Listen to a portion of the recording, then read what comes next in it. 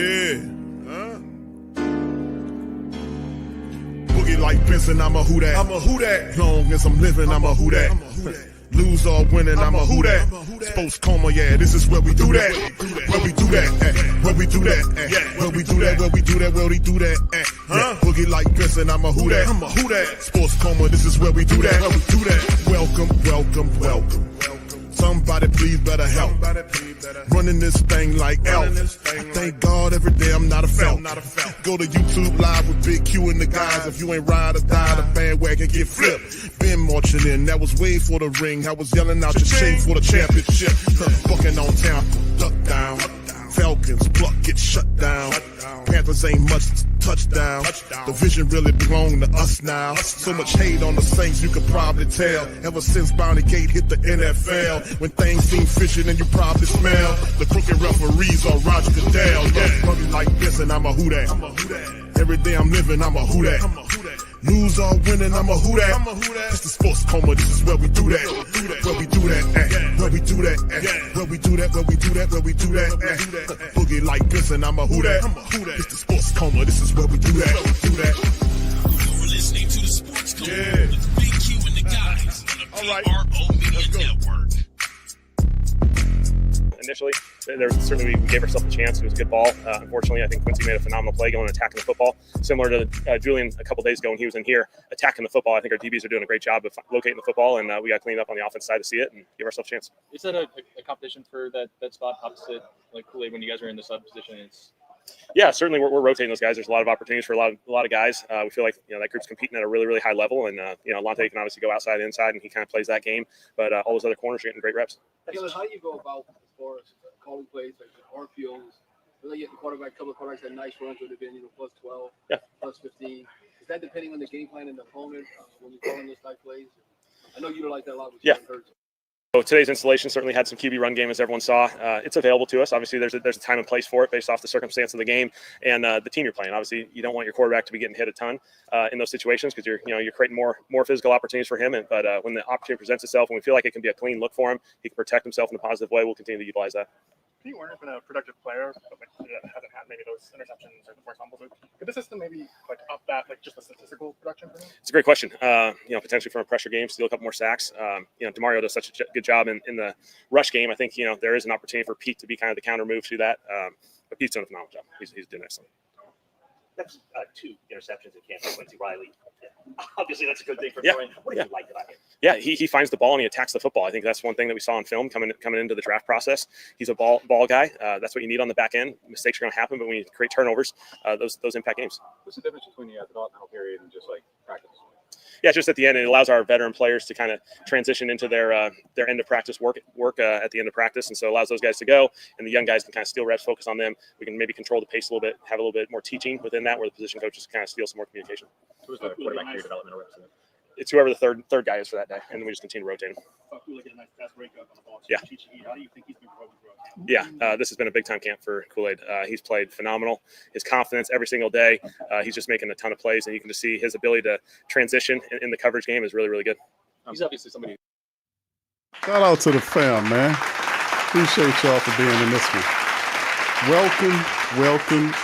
Now rocking with the Sports Cone with Big Q and the guys, where we have intense, entertaining, educating, and enlightening sport talk from your favorite sports fam. Shout out to the mighty Who Dat Nation, the great Saint Tank. What's happening, peoples?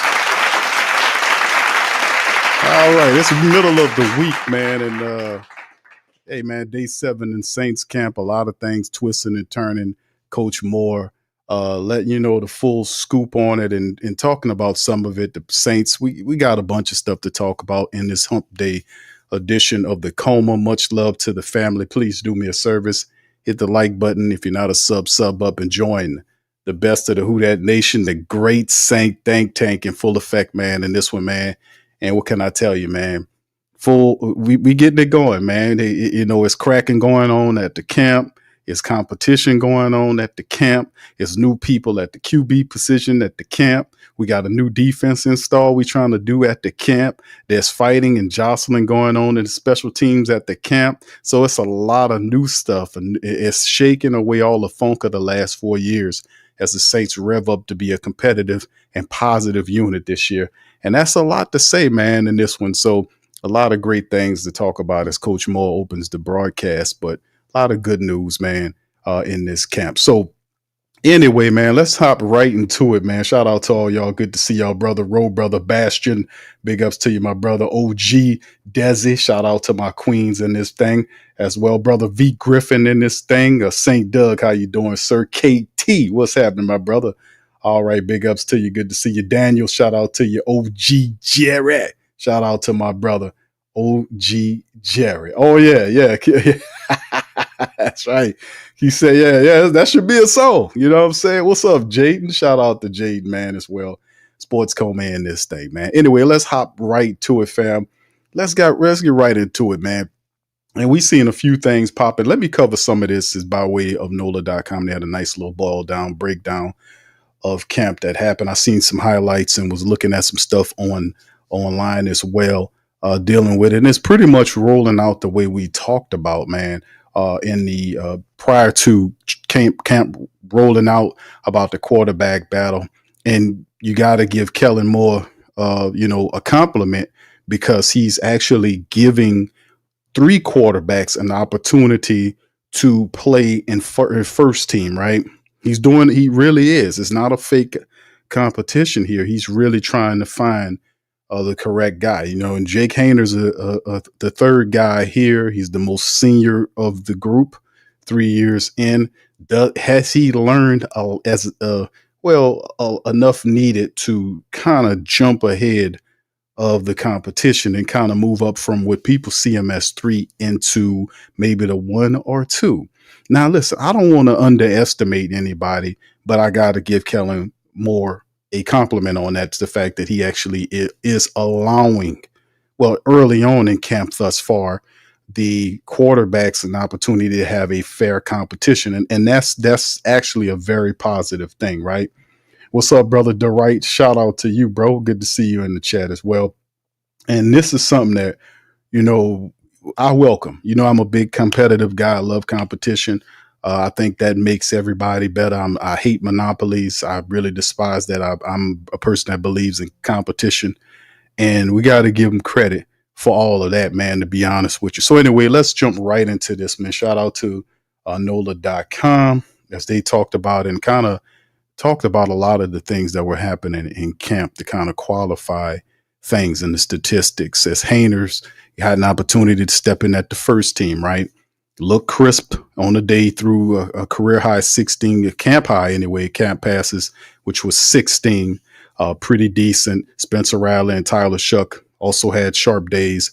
The 3 appeared to have the collective best day of camp thus far. Here are some of the numbers. I've seen some of the highlights, but the numbers also kind of highlight the highlights, if you know what I mean. Hainer was 11 of 16, right? And overall throughout camp thus far, 24 of 34, respectable. Rattler was almost perfect. He was 9 of 10, 33 of 47 throughout camp. And Tyler Shuck was 3 of 5, 20 of 35. But as you know, the further down the totem pole in terms of reps, the third guy gets the less reps, which is why you see Hainer taking advantage. So Hainer's extended work allowed him to gain ground.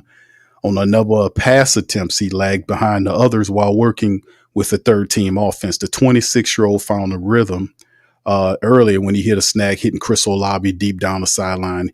He also navigated pressure in the pocket well, finding checkdowns and throwing the ball away when necessary. So over a 9-play drive during the 2-minute drill, Hainer's most impressive performance moment came when he hit Kevin Austin Jr. for a first down with Kool-Aid. McKinstry had broken up a deep shot to Rashid the play earlier.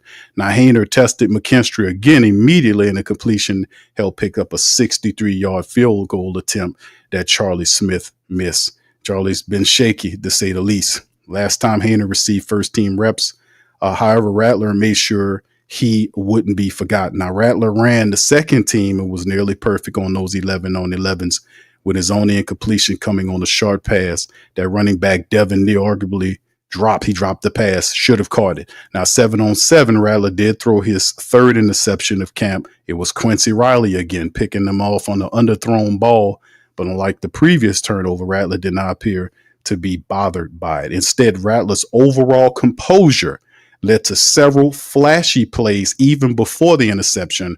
Rattler played to the crowd after a notable gain with his legs by nodding his head to the family members and yelling, "Yeah, yeah," on the sideline. So after the turnover, Rattler bounced back with a dazzling deep throw to guess who?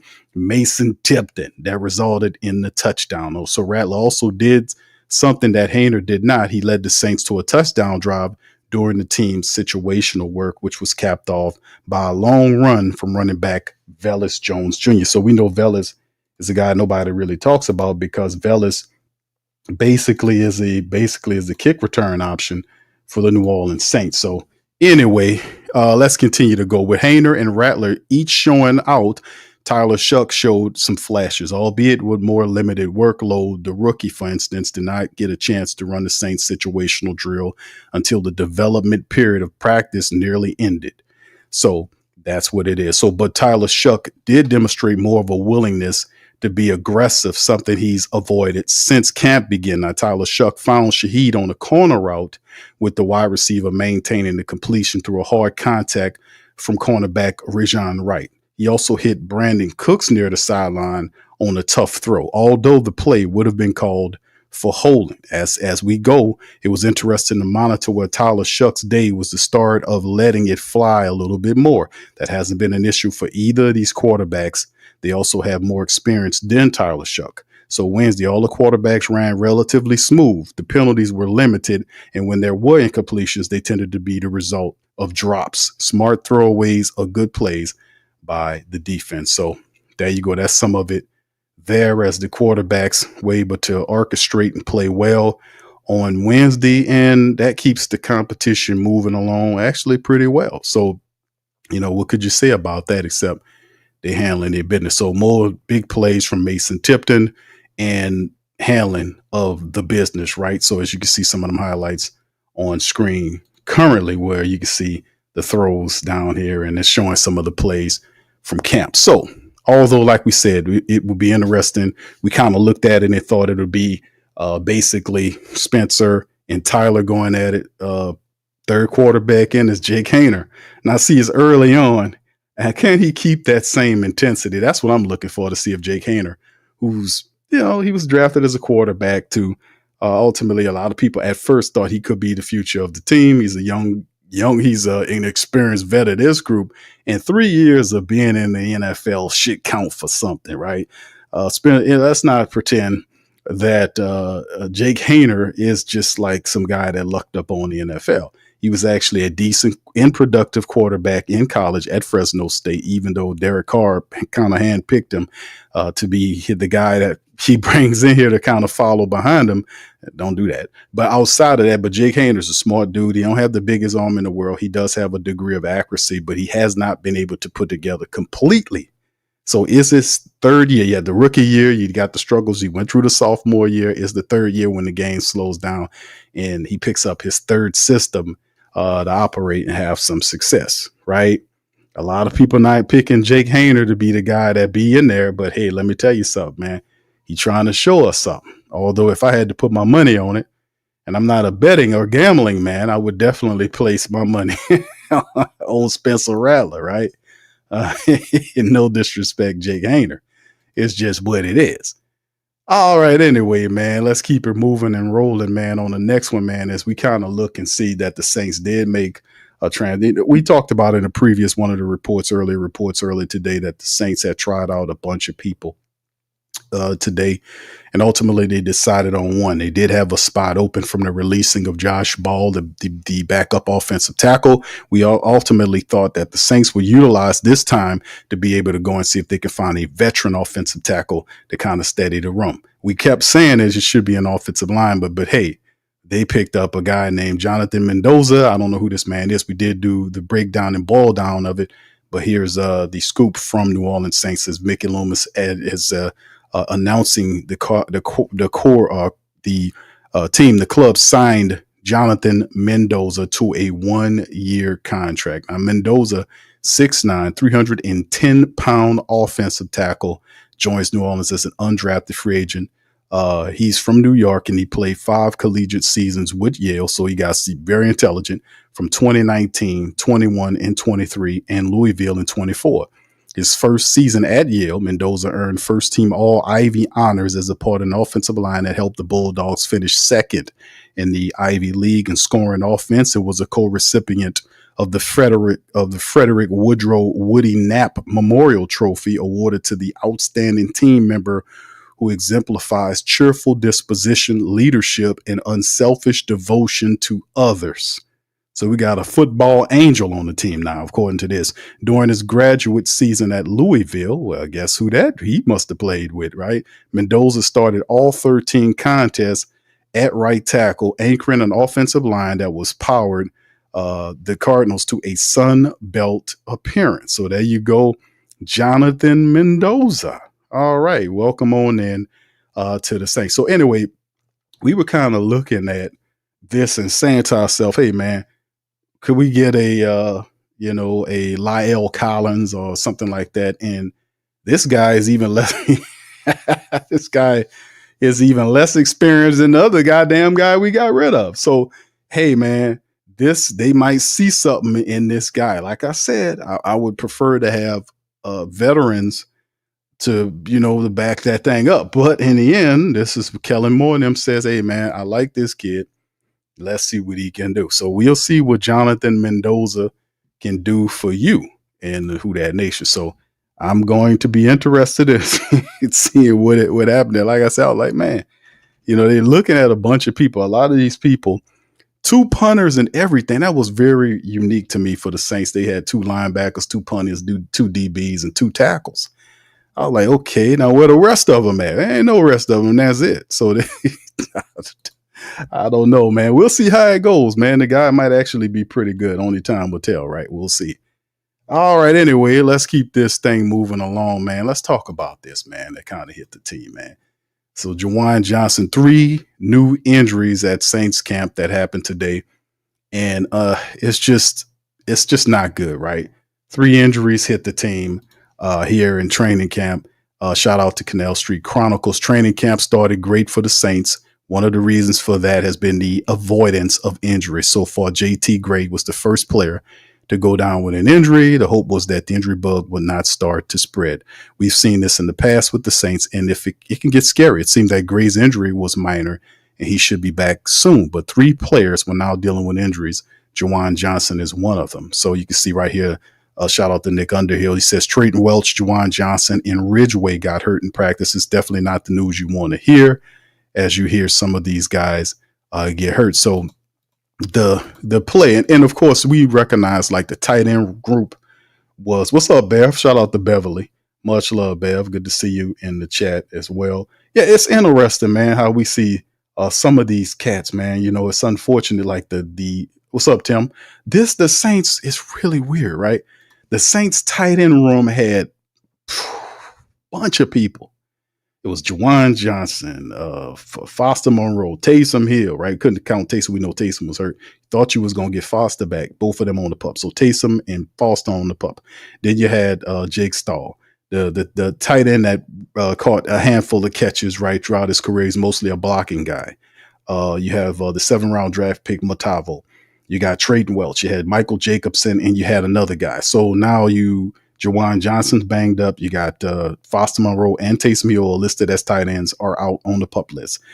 Then you got Trayton Welch, who is one of the tight ends on the back of the depth chart. And the Saints, man, is getting rough. It's getting kind of hectic for the Saints in the tight end room. And it almost looks like, we might have to go back and see what old boy want for, what kind of money old boy want who was just here. So I don't know how how serious this stuff is, but man, it usually limits what you're going to do and kind of gives you more of a conservative approach with some of these guys, especially your best tight end in Juwan Johnson. So let's get into it. He suffers worrisome injury during training camp. Juwan Johnson's groin injury adds to the Saints tight end concerns, although he's expected back in a few days. A groin issue is always a problem. The Saints face a potentially tricky situation as the depth to the tight end position dwindles, with Juwan Johnson suffering another setback during Wednesday's training camp practice. Johnson, who signed a 3-year, $30 million extension this season, left the season with a session with a groin injury, later reported as not serious. He expected to only miss a handful of days, right? The schedule worked slightly in his favor. The Saints held one final padded practice on Thursday before a day off on Friday. And if Johnson responds well to treatment, he could return to the field as early as Saturday. Still, the tight end unit was depleted. Even a shorter absence further raises concern. So Jordan Schultz says Juwan left practice, as you can see right there. And then you drop some of the particulars. Now, both Foster Moreau, Taysom Hill remain on the physically unable to perform list, and veterans Trayton Welch also left Wednesday with unspecified injury that left the team with only 4 tight ends: Jake Stahl, Seth Green, Michael Jacobson, and Maliki Mutavo, all fighting for a roster spot. Stahl made the most of his opportunity, catching several passes from Jake Hayner during team drills. So there you go. Saints running a tight end room rather is getting hit with the injury bug early on. And, it's just too bad. You know what I'm saying? So, like I said, the good news is that Juwan Johnson's injury is not what you would consider serious, and they're expecting them back. But yeah, let me tell you something. When you got groin issues like that popping up, man, you kind of gotta watch that thing, man, because that has an opportunity to create problems depending on how you treat it moving forward, right? And we don't need none of that going on. So it is what it is currently. All right, anyway, and that's just a few of the things right there to talk about. And speaking of which, tight end position, let's talk about this one here from the Saints Wire, as it talks about insider shares the latest intel on 2 Saints free agent targets. This is Jeremiah Trotter of the Saints Wire. Shout out to them. And they basically talk about what Nick Underhill's interview he did not too long ago with Ian Rappaport. And Ian Rappaport, the insider for the Saints, among many other teams, were talking about some of the recent visits of players like Noah Fant and cornerback Asante Samuel. His thoughts on these 2 people moving forward and how ultimately these guys could impact the Saints. So he said, okay, well, first of all, Noah Fant, he's taken some visits. He's got some interest. I would say there's a couple of different places he looked at. Obviously, this is one of them. Point to the Saints facility behind him. Miami has a void at the tight end. I wonder about that one. That seems to make sense to me, but he's pretty good. He's a pretty good player who's available this time of the year, like he's going to get some money. So that's some of the stuff that we did talk about. Like when he left, people was asking, okay, what happened? Well, that was a part of it. You don't usually see a tight end, very rarely. You'll see a tight end like a Noah Fant, a pretty good young prospect in the prime of his career, get put in the street. And then ultimately, you see at that time where he got put in the street. So most of the teams already got their rosters pretty much made up going into camp. So maybe a handful of them might be having not only the position, but the money to be able to play or pay a guy like a Noah Fant who wants the money as well as the years and perhaps the opportunity to be the guy, right? Wants to be the guy, maybe not a compliment to another starter. So the Saints do like Noah Fant, but Noah Fant is kind of doing his own thing right now. So anyway, to carry that through, in regards to Asante Samuel Jr., Rappaport emphasized that his situation doesn't come down to money so much as it is health after the cornerback underwent neck surgery back in April. He says, quote, Asante Samuel Jr. is different because he's a really good player who would have been a top free agent dealing with a little bit of a medical issue and had surgery, neck, I believe it is, and just has to get healthy. So like that's someone who I think he says, I don't know how much money he's going to make, but that's someone could buy pretty low. And if healthy wise, it works out. If he gets clear, he's an excellent player who would help any defense, right? So the Asante Samuel thing, like we talked about, the Saints met with him, and of course he has he's familiar with Staley, DC. So what does that mean, right? Well, it kind of if Asante Samuel is that guy, right, that would kind of put us in the mind frame of what we've seen. Not exactly, but the neck injury, we had a guy that was here, it worked out for him, right?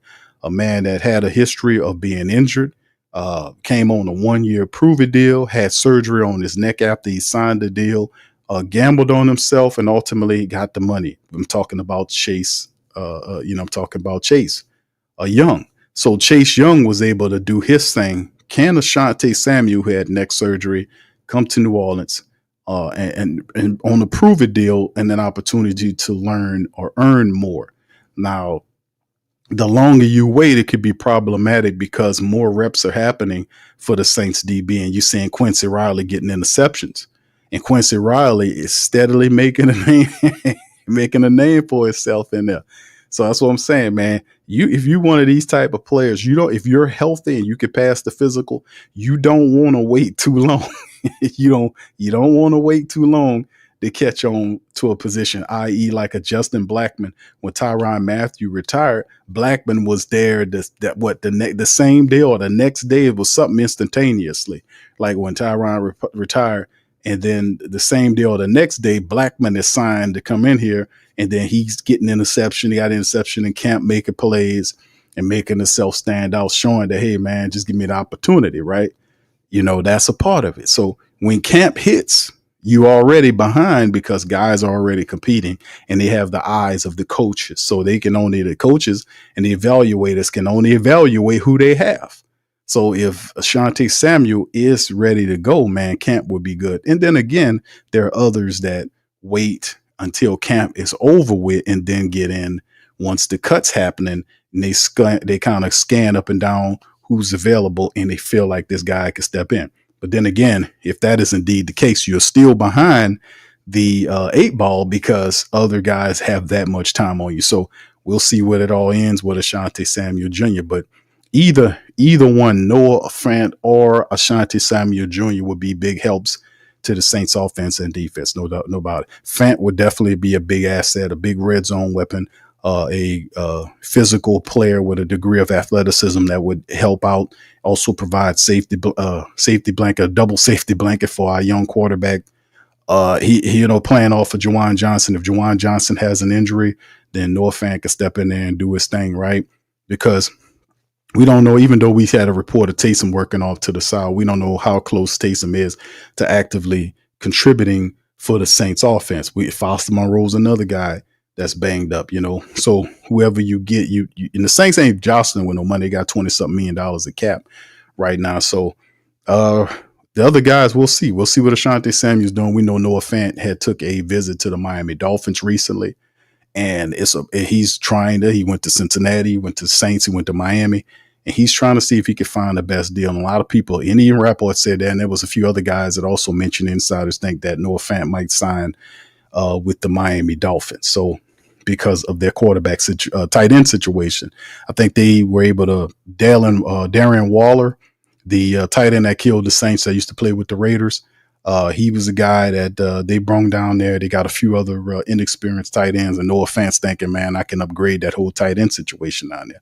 So there are a few other people that probably look more attractive from that standpoint as far as the tight end position going. Could be a little bit more money.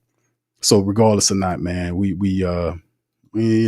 just gonna keep an eye out on that thing. So anyway, man, it's looking pretty promising right now, man, to talk about it. So Juwan Johnson is okay. That's a good deal. We'll see what Jonathan Mendoza means to the Saints line. I really don't know. I was looking at footage of him play, and he's solid. He's just unproven. He's an unproven commodity, and you never know how that's gonna sway, right? All right. Anyway. All right, let's go on to the Who Dat Nation, man, in the comments and questions in the chat. Shout out to you, dog. What's up, T Dirty? Shout out to my brother T Dirty in the building. Appreciate you as well. All right, yeah. KT say, what's up, Bullet Family Travel Vlog? What's up, brother Philip? All right, he says, man, they really are going to need Noah Fant. Yeah, I hear you on that, bro. It's a matter of competing for a better team. I mean, in terms of the position, the tight end position. I mean, we already invested in a guy like Juwan Johnson, who's the TE1, $30 million. I think his contract is ranked 12th among the NFL tight ends. So the Saints already made their bones. Fant might feel like he is a Juwan Johnson type. Now, I haven't compared the statistics together to see if his stats, I think they're about what stat-wise, but he might feel like he's a $10 million tight end. He might feel, and I doubt the Saints are going to do that twice. I don't know if they're going to do that twice. They're looking at Matabo as the future. So we'll see how that all plays. Philip says, I got no problem with Jake. Maybe Kellen can take him to the next level because he always looks good in practice. And maybe even Kellen is the missing piece. You never know. Good coaching makes a hell of a difference with some of these players, right? We know that all players and all coaches are not created equally, right? We all realize that. So, like I said, man, what Kellen Moore could be able to do with a team, the Saints, most of these guys coming in on the scheme change, offensively, what they got going on, defensively, what they got going on, special teams, why there's a lot of flux. So as the comfortability, a lot of teams, a lot of players are, had from these last 4 years, they don't have that. You got to show the new coaches that you're worth the contract that you have, right? As opposed to what you've been doing before. So you got all these new people here. You got to show up and show out again. So a lot of movement in terms of people, like how it was when some of these teams were stale and they've been doing the same thing over and over again. They got a little stale. Now you kind of got freshness, a new coach in the building is shaking everything up. So it's pretty cool to see that, man, too. KT says, can Cedric Wilson Jr. work out another wide receiver? Can we Cedric Wilson Jr. and work out? You mean cut? Is that what you're saying, KT? Can we cut Cedric? I don't think the Saints going to do that right now, brother.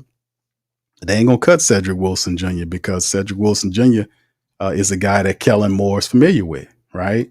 He's familiar with Cedric Wilson Jr. And it could be said, just like Philip said about one of the family members just mentioned about Jake Hayner. What if it's just coaching? Better coaches can unlock these guys and they can thrive better in a different system. Perhaps the guy just didn't know how to utilize them.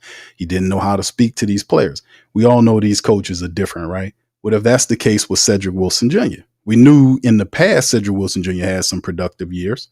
What happened last year, right? He had some injuries and stuff like that. He looked bad enough. I was saying for him to get cut last year. But him knowing Kellen from the previous regime, maybe that is something that can kind of have a resurrection, so to speak, or him to be revitalized or rejuvenated in Kellen Moore's system. You see what I'm saying? Because he's a senior member of the system. Them veteran years got to count for something, right? People want to see Bub Means take the step because Bub has speed, physicality. They won't see Bub takes the step. But Cedric Wilson is on the outside looking in. He got to be, depending on how many they keep. Most people think they'll be 5. If they keep 6, he might have a chance. But outside of that, man, if they keep 5, I think the top 3 guys, Bub Means and Dante Pettis. And I say Pettis because Pettis the returner. He'll make it because of the returner. And that's my 5 I think the Saints keep unless injuries impact them and things shift up before they make the final say. But that's just my little early estimation on it. All right, Marley Mall. Shout out to my boy Marley Mall. Pelicans Nola is in that thing, man, as well. Yes, Desi said the same old injury story. Nah, not the same old, not just yet. JT Gray, the report is promising on JT Gray. The report is promising on Juwan Johnson. So not so much right now. And if stuff like that happen, you want to be able to, you prefer for it to happen early on as opposed to it happening later on. You see what I'm saying? You won't get ahead of it. So I can understand why people be like, hey, man, here we go again. Here we go again. King Eternal says Juwan Johnson does not surprise me. I tried to hold my tongue on the topic, but he's always hurt. I think, yeah, the Saints kind of, I ain't going to say rolling the dice because they've seen enough of Juwan Johnson, right? And what I'm saying by that is that we had all this time, right, to watch Juwan Johnson rise up through the ranks as an undrafted wide receiver in his first year, then being converted to a tight end in his second year at the bottom of the depth chart, then rising up from the bottom of the tight end depth chart to ultimately becoming tight end 1 and earning the contract. That's a respectable thing because it takes a certain amount of heart, dedication, and consistency and thoroughness to get to that point, right? Now that you secured the bag, so to speak, now it's time for you to secure your legacy. Can Juwan Johnson become one of the best Saints that ever was? Now, we know Juwan Johnson can catch. We know that he can run routes. We know he needs to work on his goddamn blocking. That's a part of the game that I was just steadily upset with Jawan Johnson with last year is that his blocking is not good as it's supposed to be. It is what he can be a lot better in his blocking. He's a big old tight end. He needs to do better in his blocking. But outside of that, Jawan Johnson is a guy that if you throw him the ball, he going, if it's a tough throw, he going to catch it. If it's an easy throw, it's a 50-50 shot because he do suffer with the concentration drops. He'll catch the most difficult ones, but drop the simpler ones. Like it'll be one where he go out on a short curl, little comeback route for 3 yards, and you throw him the ball and they drop in his hands because he trying to find out what's around him before he catches the ball. Secure the ball, catch it, secure it, turn, and get what you need to get. Right? You could power through. Big tight end usually take 2 people to drag him down. Right? If he squares up and go north to south or whatever you need him to do to pick up the yardage, right? But that's something something that we've seen that Jawan Johnson has done, and that needs to be worked upon. And a lot of people believe that now that he's getting $10 million a year over the next several years or next 3 years, that means that stops. A top 10 tight end. I'm not saying that he is, but he should be inside the conversation of being one of the top 10 best tight ends in the NFL. He should be in that conversation because he's getting paid like one of the top 10, even though he's ranked 12th in his salary in the NFL at his position. So it's no more concentration drops because they gave you the bag. It's time for you to level up and then secure yourself as one of the best tight ends in the game. There was a time a couple of years ago, y'all remember, when he had like 7 touchdown catches. And he was like number 2 or something like that in the NFL in TDs as a tight end. He was up there with Kelson, Kittles and guys like that. His receptions were way low versus that, but his touchdowns was up there. He was in that conversation. And that was like, okay, we see what you're doing, but he has to elevate to that position to be a force. Could you imagine what he could be if he was to live in that rarefied air like you see a Kittles or a Kelsey? You see what I'm saying? Or even one of these other young tight ends that be killing the Saints.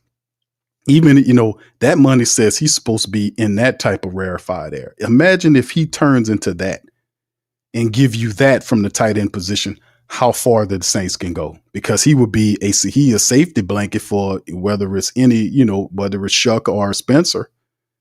They need a security blanket at the tight end position, a guy they can rely on. So, like I said, man, we'll see what Jawan Johnson has, but it's time for all them concentration drops and that sorry ass blocking we seen last year. That got to change, bro. You got that money, people. You have elevated expectations. Screw what that Loomis guy is saying. Oh, line now, Q. Oh, line. We don't deal with expectations. Oh, God damn it. Oh, what? That stuff is for outside the building. That's expectations from outside the building. We know they're not qualifying. That's guys that's not qualifying. Man. That kind of stuff. No expectations because it's the same damn thing. You don't separate them. It's the same thing. Whether you have goals, inspirations, motivations, or expectations, it all is supposed to all end at the same place, which is success. Because it's the same damn thing. I don't know no people outside of the building that want their team to win that ain't talking success. That ain't talking about, hey, man, we need to beat the NFC South. We're not in the juggernaut division where we can't beat these people. Oh, now, Q, they're not qualified. All right. Well, to give them the website, Mickey, so they can go there and buy your qualifications. Always trying to test somebody not qualified. Y'all remember that? He said that recently. Well, that's just somebody outside. They're not qualified. Oh, really? He said that about the reporter. The reporters are not qualified. They ain't qualified. Okay, Mickey. I hear you, brother. I hear you. They ain't qualified. Man, would you stop it? Remember how Lamont used to tell, would you stop? Lamont used to tell Fred when he do something stupid. He said, would you stop it? That's what you need to tell Mickey Loomis. That's what he needed. Would you stop it? Because that's foolish talk that you're talking about. Regardless or not, whatever you have, it got to be successful. because the Saints, a great deal of the Who Dat Nation is not going to support something that's a failure. They're not going to do it because it don't make no sense. We've been doing that for years. So you add up all the other stuff that we've been doing for years since the 60s when the team stepped on the scene. Now, granted, the team was promoted and supported by the family base for 20 years before they even have a winning season. So you can't tell them people shit about supporting no team. They've been doing it before they even got a winning season. It took 20 years to get there. Who wait 20 years?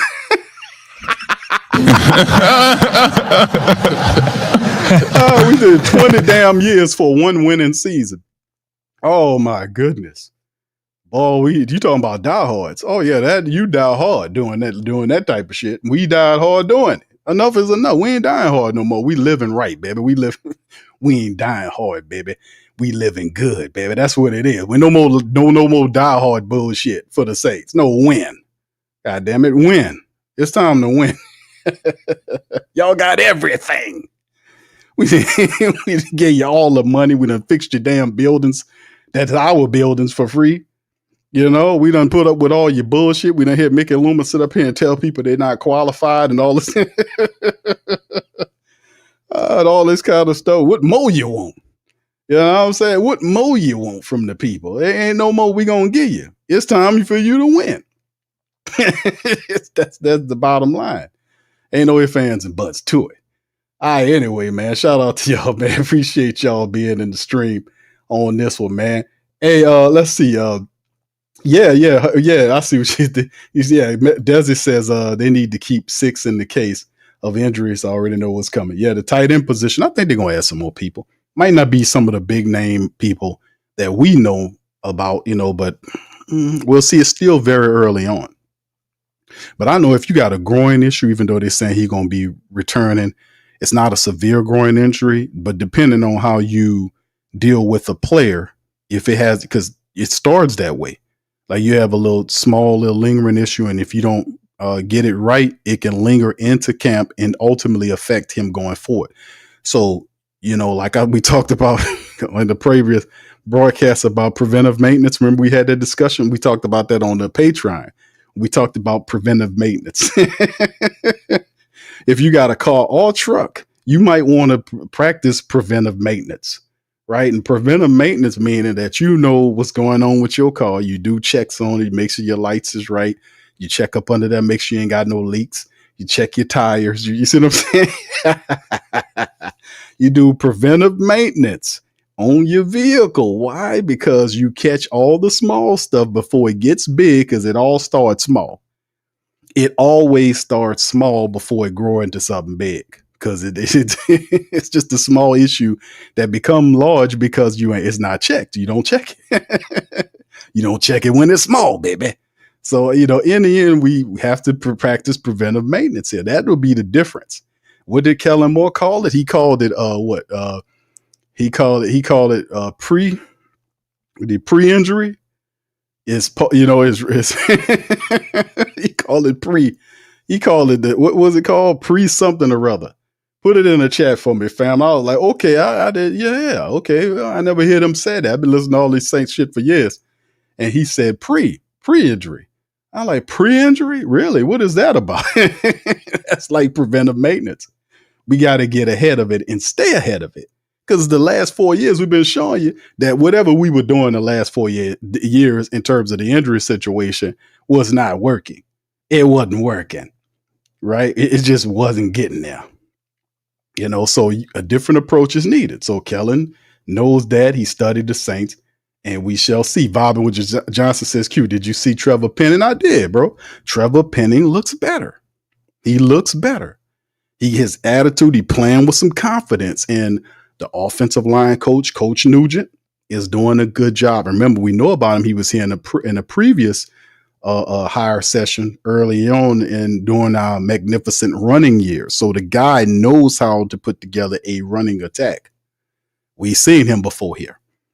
So coaching,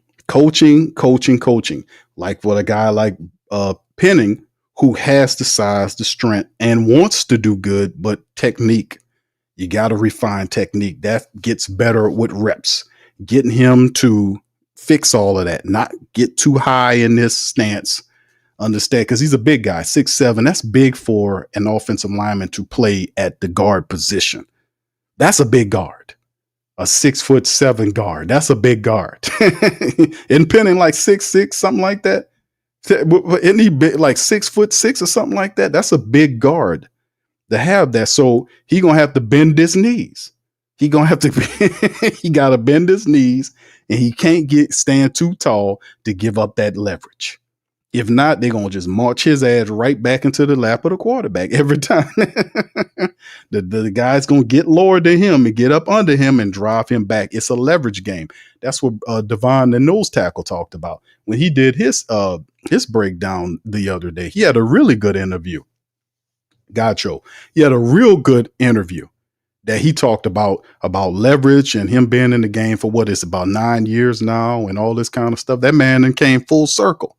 The Saints sent the 7th-round 2026 draft pick to get that nose tackle from New England. He said the other day that the Saints training staff or the health staff he liked what he's seen and he considered it as the best where he played. He was at New England. He was at the other place prior to New England. He played somewhere. Was it Miami? Yeah. So yeah, that was a compliment, but he also gave good game about what he was doing at the nose tackle position and why he means a lot to what the Saints got going on. So he's preached about leverage. Say, how do you do? He says, just knock somebody down. He's saying it's all about, he says, we're talking about how strong he was. He's considering one of the strongest players on the team. And he was like, kind of downplayed it. And he said, all it is a leverage. He just gave the game up. The big secret sauce is leverage for a defensive tackle, meaning I get lower than this guy and get up under his pads and I can move him or I can remote control his ass. And that's what he talked about. And that's real deal. But Penning does look a lot better, man, with a new coach. And that's what we're talking about. And we just need to keep him on that level. But he seems to be beating Dylan Redunce right now, but it's still early on in camp and things happen. So, some guys do good at first and then they kind of tail off. Some other guys gain ground, they get the glow and things start shaking and popping. But right now it's early on and it's still looking good. But KT said Kittles can block you unlike Johnson. Listen, Juwan Johnson has got to get better on his blocking. He really do. Watching the tape last year, I was very pissed with Juwan Johnson's blocking.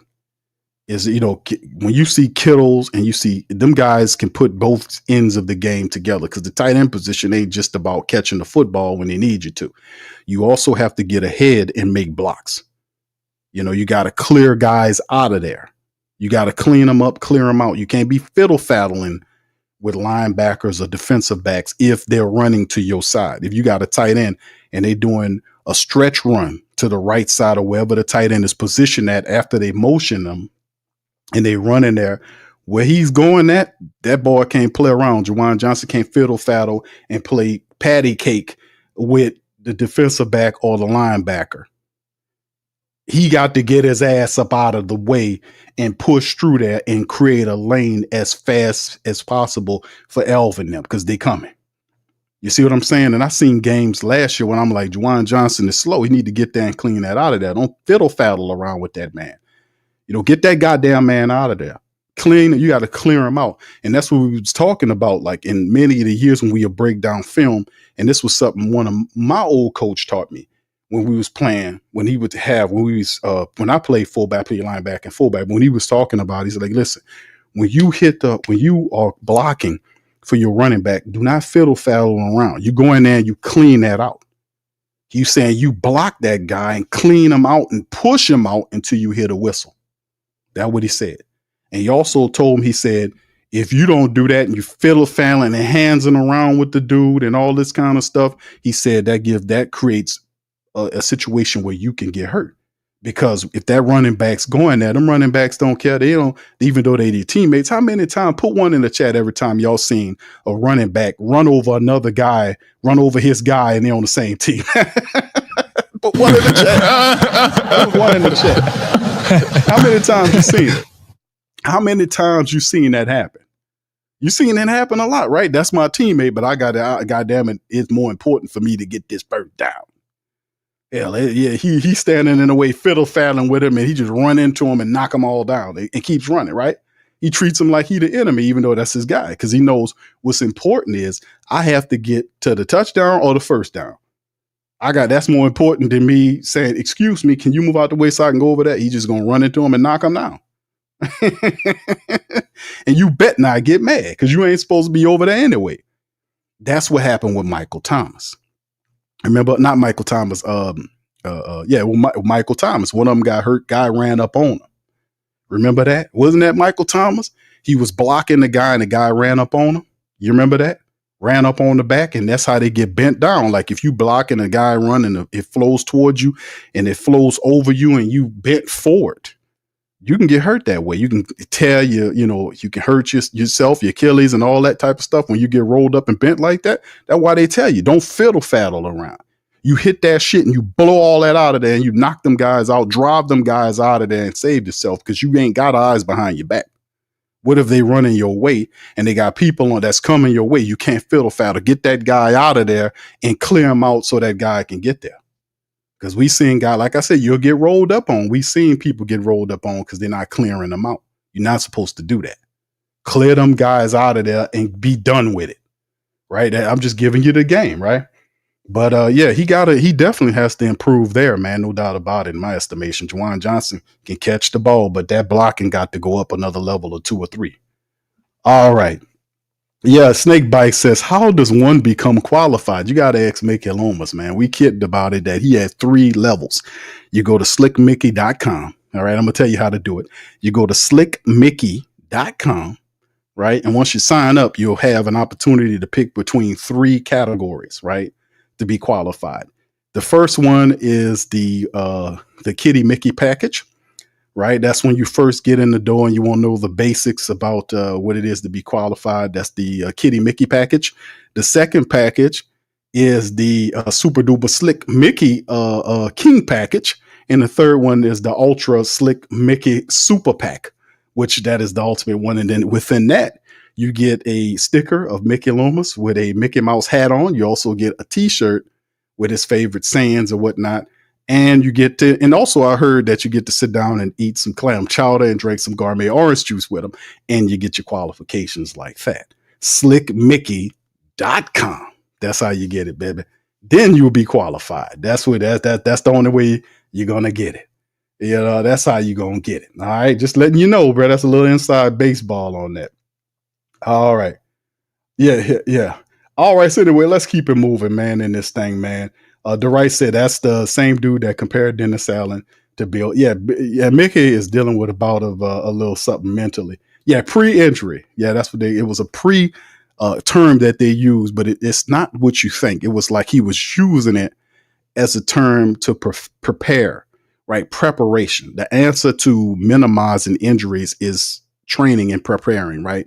Because this is what Tom Rath, we covered in the article, they talked about it, in terms of the philosophy that Tom Rath, who's going to be has a lot to do with the reshaping of the mentality of the health staff, is how they rest these athletes and how they train them for football. And he mentioned not weightlifting. It's skill sets and things that you need them to do.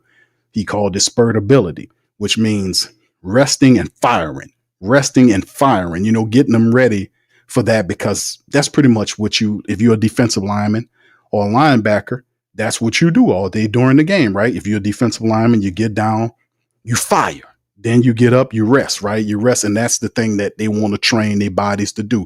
Very intelligent, right? You don't just say, okay, we're going to treat our athletes like they're about to run a 10K. Longevity is good, but you have to focus on certain, I guess, not say certain muscle groups, but it's a preparation and preparing the body to deal with what they need to do in NFL games, like as football players, right? You train them like they're in football, not in basketball, where you got them doing stuff like that. You know what I'm saying? Now, certain skills do translate to the NFL, but not all of them. And that's what the guy was talking about, knowing when to fire and rest, and then allowing the players to adjust in their minds and their body to adapt. But he was talking more on the mental side too. Like if you can have a player that has a tag that he's an injury prone player and that sets into his mind, that's going to be difficult because that guy ain't going to do nothing but bring injuries to him all the time. It's weird how it works, but you do, and we talk about this all the time. Like whatever happens to you in your life is a lot of it is on you. It's on your decision making, right? If you got people that ain't no good, guess what? You something you doing or you thinking of bringing them type of cats around you. If you date people that they start off good, next thing you know, they're stealing out your purse. That's that, baby. Something going wrong, baby. You get what I'm saying? Yeah. But at the end of the day, I'm saying from a mentality standpoint, mind over matter. How many times y'all heard that? And that's what they big on. Mind over matter. If you can't think you are going to be great, then what I'm working with you for. We want greatness in here. We want some people that want to be winners. If you got a guy that ain't gonna think he's gonna be a winner, and he has a losing mentality, what is that gonna do to the team? You don't want that at all. That's like having a dude that's sick in the building. He's spewing and barking every time he talks. You get everybody in there sick. You don't want that, right? You just want people to have a successful and a progressive mentality. And what I mean by progressive, I mean a person that understands that they are empowered, that they have the ability to control a great deal of what goes on in their body and around their body using their mind. That's what I'm talking about. And that's what he was mentioning about when we talked about some of them articles. If you have a tough player, they have to be mentally tough before they are physically tough. That's a mentality, mind over matter. I live by that, man. Mind over matter. If you successful and they got that in your mind and you working, that's the first steps to being great. You got to have the mind to say, I can do that.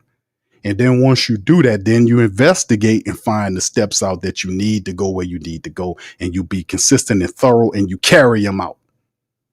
See, that opens up the door to other things. You don't just, that's how you take a team that was bottom of whatever and turn them into a playoff team the next year. It ain't just all about talent. You got to know to take the mindsets of the team and weld them together in one giant thing of success and have them all perceiving that they can be Super Bowl champions. That's the bottom line. Now, that sounds difficult, and it is. Not everybody could do it. That's why it's tough that most of the teams simply don't do it. But once you get it, that yes, you're a champion, it's like it's a snowball effect.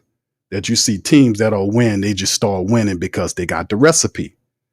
They eat, sleep, and drink the success. Now they turned it from something that was intangible. You couldn't see it or taste it or feel it. Now it's something real that not only they benefit from, but you also watch and can see that this team, which used to be a bullshit team, now are one of the top teams in the league. It just don't happen by chance.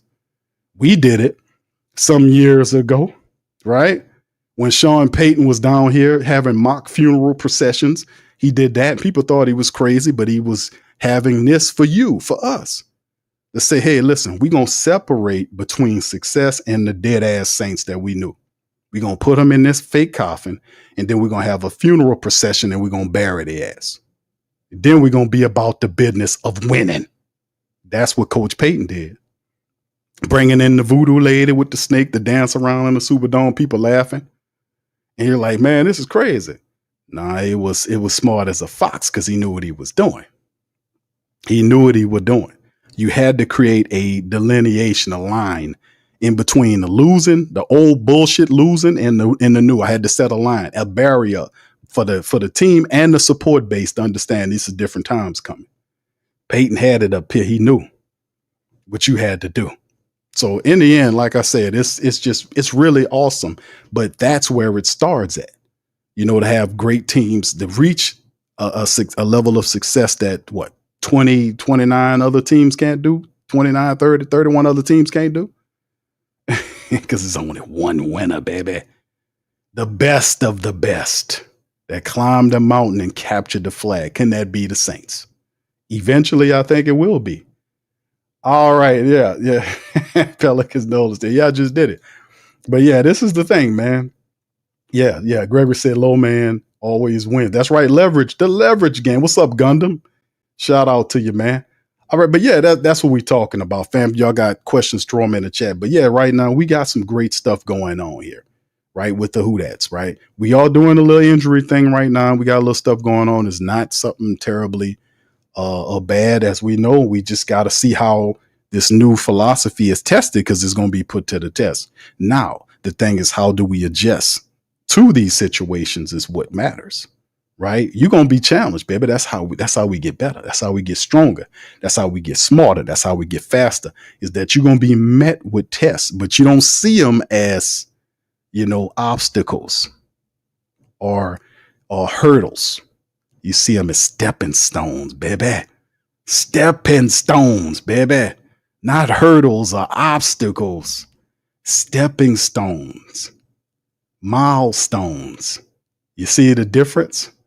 It's a difference there. If you can adopt that, baby, we on the way. We on the way, baby.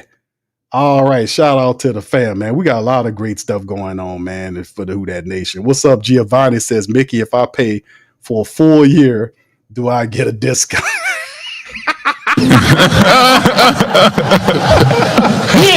Talk, boy. Oh, hold on now, goddammit. Oh, hold on now. Listen, each plan is a 1-year plan at slickmickey.com, okay?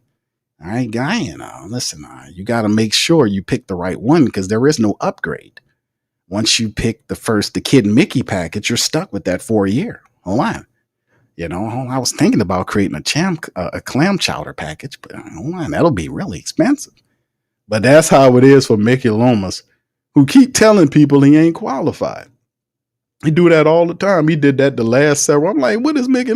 What general manager says this type of stuff? Tell people they're not qualified. I've never heard that before. And I'm like, the man, that's a journalist that said that for ESPN, who talked about when the reporter asked him about, this, what it was based upon, the ESPN article that said that the Saints had the worst roster in the NFL. Now, we knew that was his perspective, and it was a silly one, but at the same time, who is Mickey to say, oh, that guy doesn't know, he's unqualified? Qualified? What do you mean? He don't have to be a general manager to grade you as a general manager. You do realize that. That's what I'm saying up here. Something going on up here. Like something, what?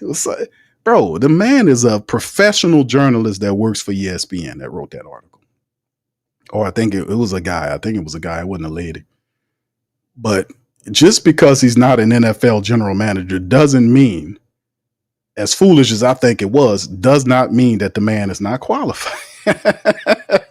Oh, hold on now, goddammit. I'd say he's unqualified. All right, Mickey. All right. Yeah. What's up, Colorado? Shout out to you, man. All right. Yeah, that's what you got to do, fam. Y'all got to go to slickmickey.com and get y'all qualifications, man. Katie says, Q, who is your dark horse candidate to make the team on offense and defense? I got Marcus Lawrence and Dallas Beanham. For real, bro. Dark horse candidates to make it. Those guys. Whew. Damn. Marcus Lawrence, that's a long shot, dog.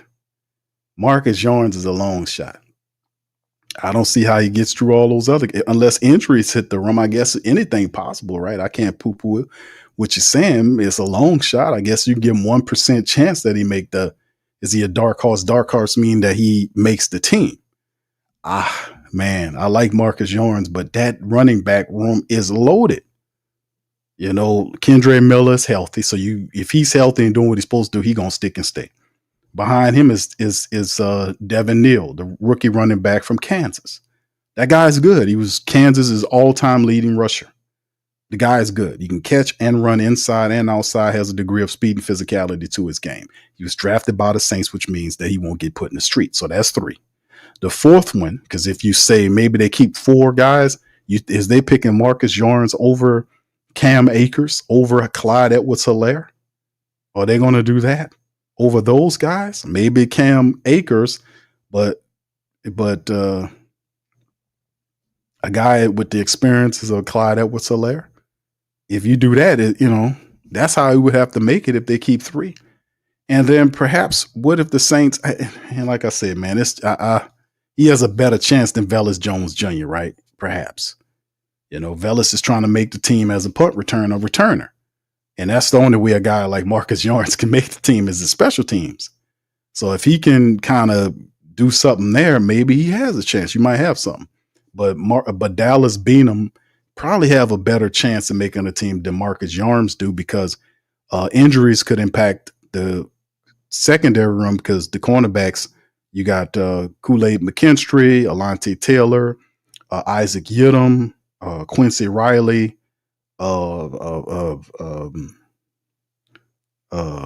Rico Payton, and then you have Rajon Wright, and then maybe Dallas Beanham. So if injuries hit there, maybe Dallas Beanham can climb, because he's a good young cornerback. I've seen him play.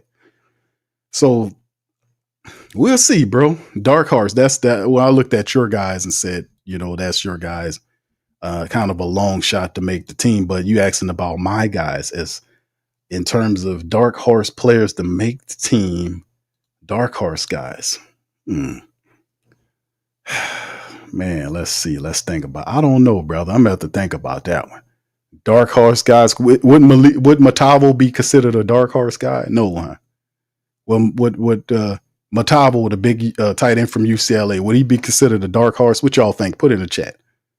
Would he would he be considered a dark horse? I don't know, man. If you're forcing me to think about it, how about Jacine Davis, the undrafted linebacker, defensive end type? I like him. The Saints made him, like, every year you get the guy that the Saints pay, the undrafted guy the Saints pay more money for. Well, wasn't it Jacine Davis this year where they gave him more money than any other undrafted guy? And that's because he's good. Also, Chris Rumpf, the second, is also another guy that knows how to play that 34 defense. He's been making plays. Where is he in the mixture, right? But order for Rumpf or Jacine Davis to get reps, they got guys that are drafted guys like Fadil Diggs, Isaiah Foskey, who's a linebacker now. So do those guys leapfrog those guys? I think the Saints have like a preference for drafted guys. It's almost what happened with DeMarco Jackson and Anthony Orji, when y'all know Orji outplayed DeMarco Jackson, but yet they put Anthony Orji on the street as opposed to DeMarco Jackson.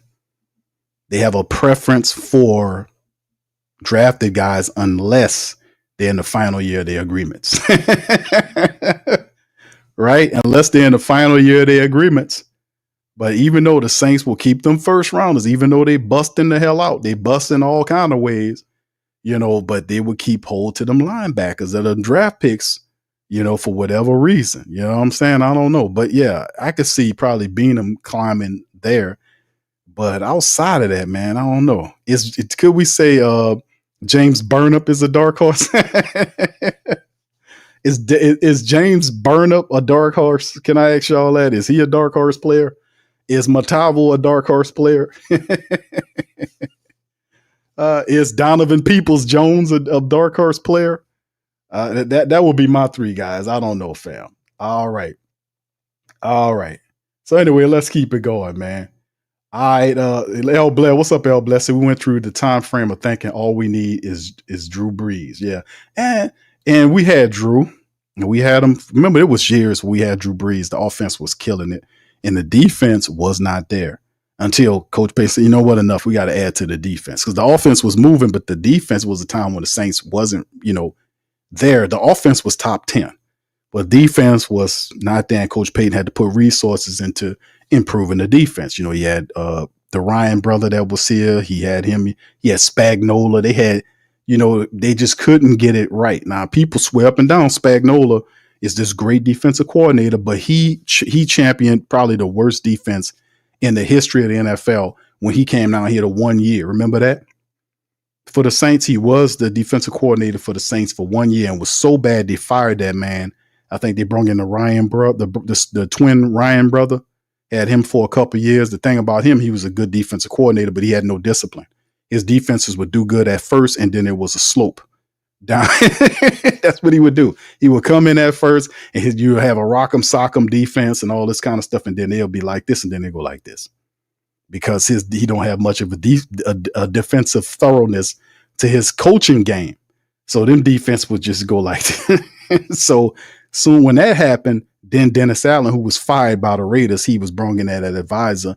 And soon as he had enough, he got fed up with his game, he got him out, put Dennis Allen in there to run that defense. Then you start seeing things change a little bit, right? But that was after Greg Williams, right? Greg Williams was here. The Saints had the Coach Payton running the offense, Greg Williams running the defense.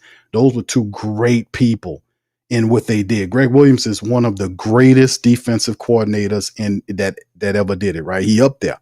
He used to take, I ain't gonna say he better than Buddy Ryan, but the man was one of the greats at running a defense. Greg Williams was. Him and Sean Payton was lightning in the bottle, and the NFL ripped him apart with that bullshit scandal. That bullshit scandal that they did had hiding all that bullshit, and they was really behind the scenes hiding the Vicodin thing that was going on. That's the game. So in the end, the NFL separated them guys, and it's crazy because Williams could have came back and worked for the Saints again, but for whatever reason, they didn't do that. When all that was done, I would have hired Greg Williams back and brought him back to work with Coach Payton if that was me. Why? We could have did it all again, but they had to bust all that up. The Saints was wrecking shit. We had offense and defense. We was running it. Then we been about the business of finding all these old other guys, and they had a dip defensively. They did silly shit like took the late great Will Smith and moved him from a defensive lineman to a linebacker. Had the kid that we drafted from Washington. What was his name? The Hawaiian Haloi Kakaha. They had Kakaha as a stand-up linebacker when he never did that ever in his career. It was a disaster. They moved Stephon Anthony from what was he a linebacker in the what was he in the 43 defense to we were in the 34 or the 43, whatever we was that first year. But they changed all of their stuff, it was crazy.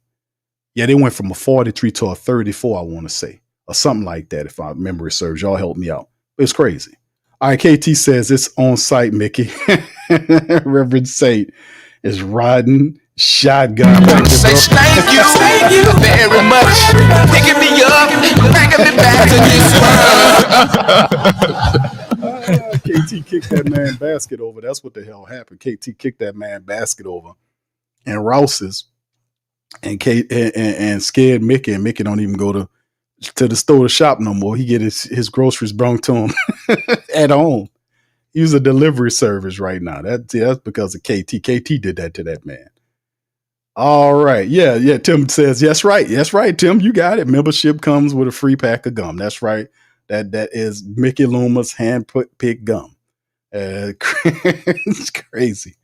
All right, 504 says, Q, if the Saints go 5-12 this year, does Mickey? No. Nope. I agree with you. You said I'm going to say no. Mickey Loomis is as safe can be. The only way Mickey Loomis is out of here is if the Saints get new leadership and a new person come in and say, I'm bringing my own team. But they keep Mickey, but they just find a spot for Mickey out of respect and do this type of thing. But why should he leave? Why should he leave? I think the most difficult part of what happened with him was last year. And it basically took care of itself. Well, it not took care of itself. We boycotted the Saints, which forced Gale to fire Dennis Allen to the chagrin of Mickey Loomis. He didn't want to get rid of him, but he was forced to get rid of him.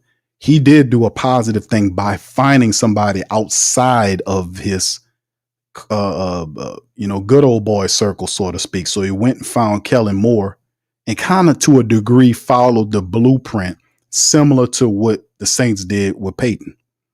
They went found the closest, most innovative offensive mind that he could find, and he stuck with him. And he had other people who kind of fell off and made the search a lot easier. Because remember McCarthy, they didn't want to take the job because a lot of rumors was it was the whole Carr fiasco, them working with Carr, and a lot of people didn't want to take the job because of the quarterback. That's even what Kellen Moore's hesitation was about the Saints, was the quarterback situation. That was well known and that was out there. They tried to dial it back and spin it later on when he became the coach. But go back in your recollection. a lot of those coaches that were coming here were asking about the QB position because a lot of those guys wanted to pick their own guy. And Mickey Loomis was reassuring them, oh, hold on, guy. Derek's our guy right now. Hold on, goddammit. And we'll let you draft their guy. Hold on now. And then you can go from there. But we're committed to Derek. That's what he was saying. That's what he was saying, wasn't it? But I said, you know what? I knew that when Dennis Allen got fired, it was only a matter of time before Derek Carr left because he could not exist without Dennis Allen's protections. Protections meaning he would do weird stuff like, mess with the backup QB job. Like we had Spencer was extremely popular with the people. And if Derek Carr struggled and if Spencer was a second string quarterback, the people on outside the stands yelling for him to come in there. If any pick or interception happened, they yell at, bench Carr or Spencer, whatever the case may be. He didn't want that. So he made Spencer Rattler, who beat the shit out of Jake Hayner last year in the competition. He made Hayner the second man, put Spencer as a third, even though we know he won the backup job. Y'all know it and I did. That was Dennis Allen. And I told y'all he was going to do that because that's what off-code people do. He only on-code with him. Screw the team. That's why he couldn't win. He couldn't win because he was a guy, he was incredibly non-aware about what he would do with his off-code weird-ass movements. He fractured his own team. And then when they got mad at him, he blamed him and wanted to trade him because of what he had done to the team. The losing, the inconsistencies, not coaching correctly, no leadership, all this F stuff. That's what he did. But in the end, that's what I'm saying. When we got rid of Dennis Allen, then it was a matter of time before Carr went because I knew Carr would not stand before you. And this year, if he got healthy and he took the quarterback position, you know how incredibly difficult that would have been on him. He didn't have that. Wasn't what he was. He couldn't do it. Anytime he was wrong, Dennis Allen protected him. Even when he was doing stuff and he was pointing out, making mistakes and blaming people for running the wrong routes, and it was him throwing the ball wrong places, Dennis Allen took his back. Even when he was at fault for interceptions and plays, he protected them and said, hold on, it's not about the quarterback.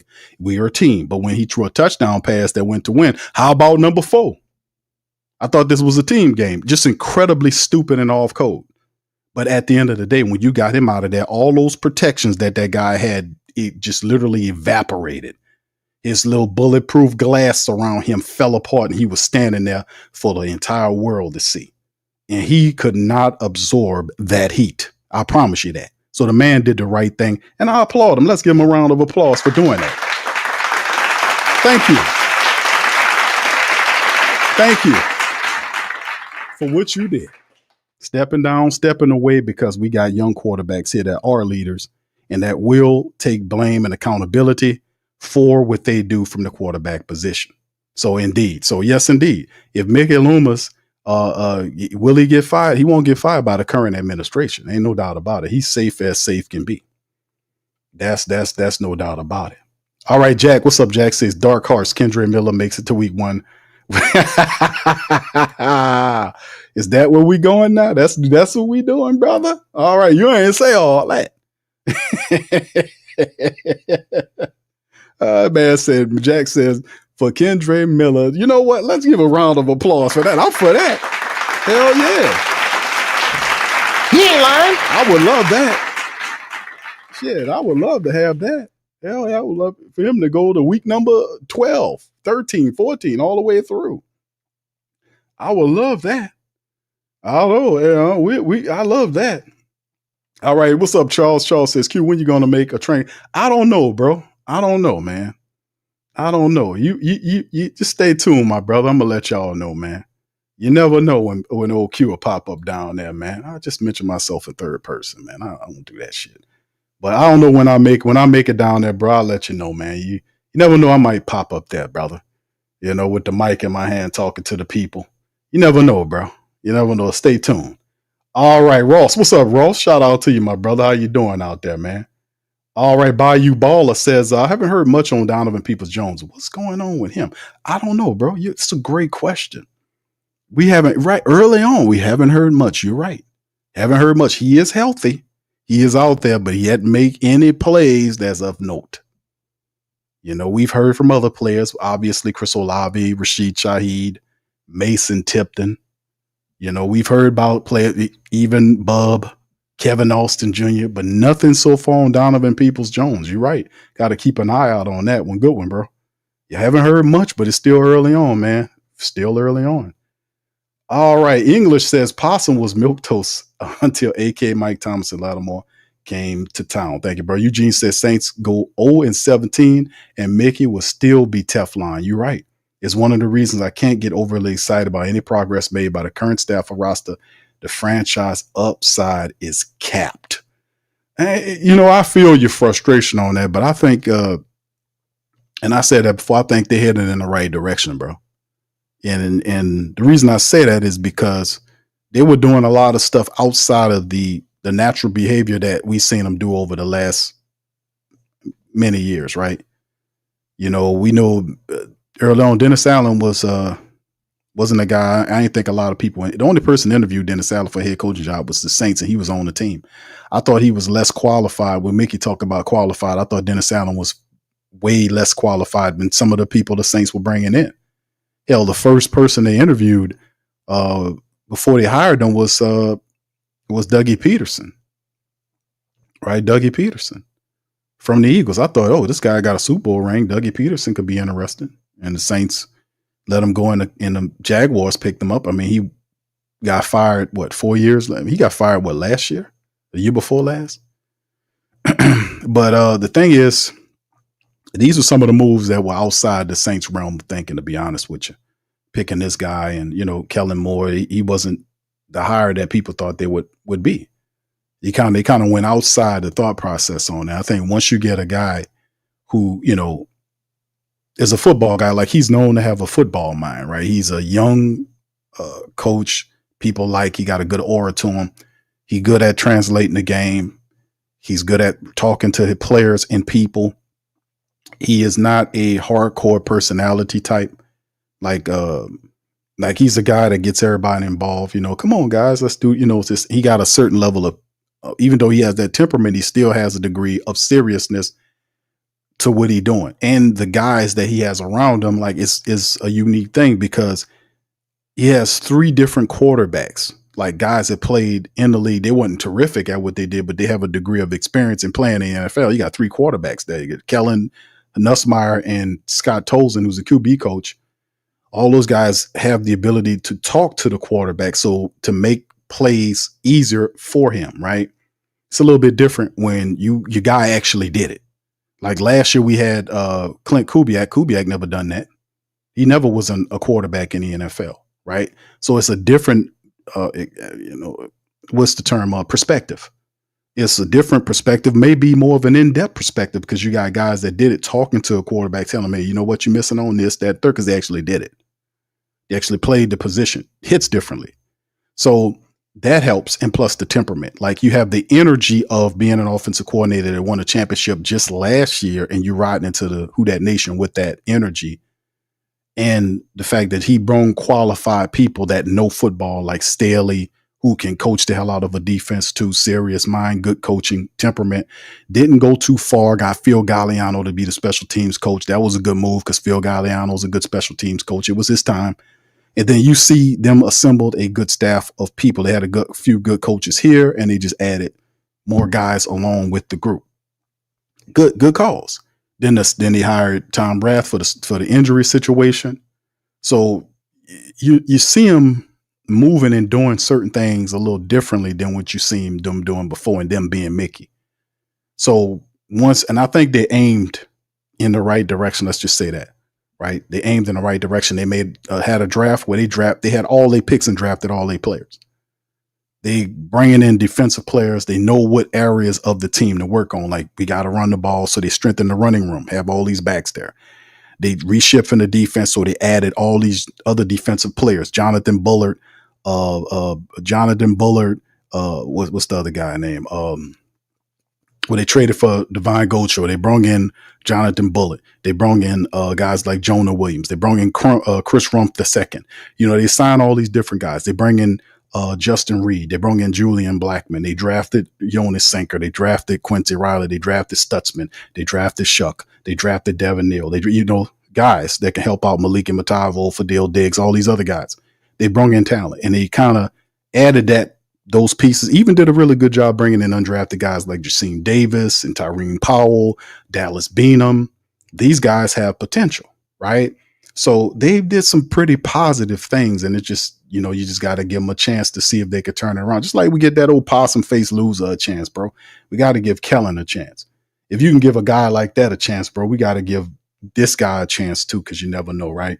Let's just be fair. We get that old possum a chance, we can give this man a chance, right? That's what I say. Anyway, all right, let's keep it going. KT asked, Q, the rookies are staying at the hotel. My cousin Will. Okay, cool. Yeah, that's pretty cool, bro. Shout out to Willard, man. I hope Willard is doing all right, man. Jason says, Q, what does Mickey think? What does he think? Oh, he ain't thinking too much right now. He's staying on out the way. Mickey believes like he did his game. He got everybody in shape and he just disappears. He said that during this off season, like he gets busy in the off season. And then when the in season stuff starts, he takes a step back and let them guys handle their business. And if they need something, they go to Mickey and he just gets it for them. But he in chill mode now. I got Kellen Moore here. It's his team. Y'all ask him the questions. Mickey don't have no answers. Let's keep it real. Mickey don't have no answers, bro. Y'all know that, and I know that. When Mickey Loomis, he talk about we this, that, and the third, he never give you what you want. He never. he don't. Remember, we talked about the evaluation and all that stuff when the end of the season press conference hit. He didn't have all the evaluations. There wasn't. I told you there will not be another press conference where he talks about evaluating the team. Then when they had the draft thing happen, people was asking about Carr. Remember, he said, "Then now this is just a thing for the draft. We're not taking those questions." And then when then after that, it happened when the man talking about he retired. Oh, well, hold on, we already talked about that. No, you didn't. Y'all don't get it. He don't never do what you ask him to do in terms of asking questions. He don't have no answers. He don't have any answers. That's why people don't like to listen to Mickey Loomis unless they're making fun of him. He don't have no answers. No disrespect, but he don't. Y'all know it and I know it. UG say, "Oh, I'm with you, Q. I recognize the procedure process we're seeing with the new regime, but Loomis' presence just limits my long-term hopes a bit." I get it, bro. I'm not mad at you for that, bro. That's just what had been happening over the last 4 years. I can't be mad at anybody for being hesitant about or less optimistic about the outcome of the Saints based on what they've been through. The last 4 years was hard on us, man. The last 4 years was hard on the Who-Dats. Especially people who like to win and had their Sunday spoiled over and over again. I don't want to lose to the Falcons or lose to teams I know we better than. I think we got the talent to be the best in the NFC South, and that's not being delusional. I know we have the guys here. You just got to get the right people to get them there. Bayou Baller says if the team stay healthy this season and up to their potential, this could be a surprise team of the year because there's always one it is. Why not us, right, Bayou Baller? Why not us? You're right, my man. I can't. Yeah, you're right. I'm with you on that, brother. Thank you for that. Why not us? That'd be the question. Why not us? Right? Who that record said the same thing with Kellen Moore, the Clint Kubiak hype. I don't know if it's Clint Kubiak hype. It's a little different, bro. Kubiak ain't done nothing. Right? Clint Kubiak was a namesake based on what his father did. But the truth of the matter is he had a decent temperament. But when you it's like how you look at fighters. Like if you're a boxing person, right? And how you break down fighters, you got to see at least about 4 to 5 fights, even between 5 to 10 fights to really see how good a fighter is, because it depends. Like you might have a good matchup for you, like a guy that likes to, he don't have any head and bobbing his head or moving. He's just straightforward fighter that comes right to you. And if you're a good stick and move fighter, you'll punish him all day. You stupid. If you don't move his head, you'll ping pong his head, whack-a-mole all damn day on him. But if you got a slick fighter that know how to move and stick and then switch from orthodox to southpaw, it's a little bit more difficult to get that guy out of there because it's levels to it, right? So as you get in the process, you start to see how good these people are. That's what happened with Kubiak in the 1 year we had him. We seen Kubiak do what he did for the Saints last year, but his, like I told y'all before, when Kubiak did it, he started off with the accountability stuff and speeding it up and all this kind of stuff. But then when stuff started happening, he stopped doing that. The accountability took a nosedive. All this other stuff took a nosedive that they started camp. They could not maintain that. And then on top of that, his flaws were exponential. He was a guy that became known as a guy that could not adjust. Like he would have players like a Taysom Hill who have several injuries, a broken rib and all this other stuff that he got going on. Same with my Elvin. And they would still use these guys like they was 100% healthy. And that was not a good thing. You got to know how to use the reserves that you picked to be on the team. And he wasn't doing that. He had when guys got hurt, he had a one-track mind. He did not know how to use a Jordan Mims, or these are guys he picked. I didn't pick Mims. I thought Mims was good, but he had these people on his teams that he picked for his offense, but did not know how to use them. He would overuse people until the course of getting hurt. Like Taysom Hill was one of those guys. He got him hurt, overusing them and running them predictably. And that was the thing. The guy had no go-to game, and that's why whatever Seattle done, now that he has that knock on him, and that happened the entire year, that guy did not adjust. He became predictable. Even when he's seen them offensive linemen out there not blocking, he should have got rid of them and got more. You think I'm going to sit up there and jeopardize my job, and I see a guy who don't know what he's doing, Ali Udo, this Shane LePew cat, these guys sit up here literally stinking, not knowing who they're supposed to block, totally unprepared, not knowing their playbook. And you think I'm going to run these guys out here? You in the street. You in the street, you cut and you cut. And I'm going to find guys that know what they're doing. I got to do that.